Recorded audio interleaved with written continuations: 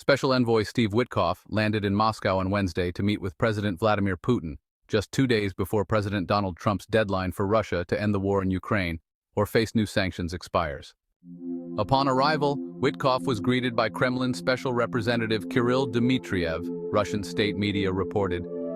Photos from the TASS news agency showed them walking together in Moscow's Zaryadye Park, accompanied by aides and bodyguards. The Kremlin confirmed the meeting with Putin, sharing a video of the two shaking hands. The discussion lasted about 3 hours and was described by foreign policy advisor Yuri Ushakov as useful and constructive. "We conveyed certain signals regarding Ukraine and received corresponding signals from President Trump," Ushakov told reporters. "We'll see when Witkoff can brief Trump on today's talks."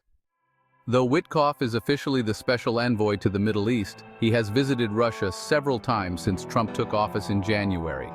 His last visit was in April, when he discussed the possibility of renewing peace talks between Ukraine and Russia. This trip follows Trump's deadline for Moscow to stop the war by Friday or face new sanctions, including, secondary tariffs on key trade partners like China and India, who are major buyers of Russian oil. Putin will stop killing people if energy prices drop another $10 a barrel, Trump said in a CBS interview. He'll have no choice because his economy is struggling. When asked about Witkoff's message to Moscow and how Russia could avoid new sanctions, Trump said, "Get a deal where people stop getting killed." Despite threatening tougher sanctions, Trump also noted that Russia has been pretty good at avoiding sanctions and called Russians wily characters. The Kremlin has downplayed the threat of new sanctions and tariffs. However, Russian sources cited by Reuters say Putin is concerned about angering Trump and risking a chance to improve relations by ignoring the U.S. president's call for peace. Still, Russia's war goals remain a priority. These include the full withdrawal of Ukrainian forces from 4 eastern regions claimed by Moscow-Kyiv, accepting neutral status and limits on its military, demands Ukraine has repeatedly rejected.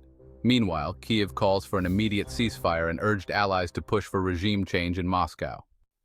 Ukrainian President Volodymyr Zelensky said Wednesday that it's crucial Moscow feels global pressure, especially from the U.S., with the threat of tougher sanctions for continuing the war.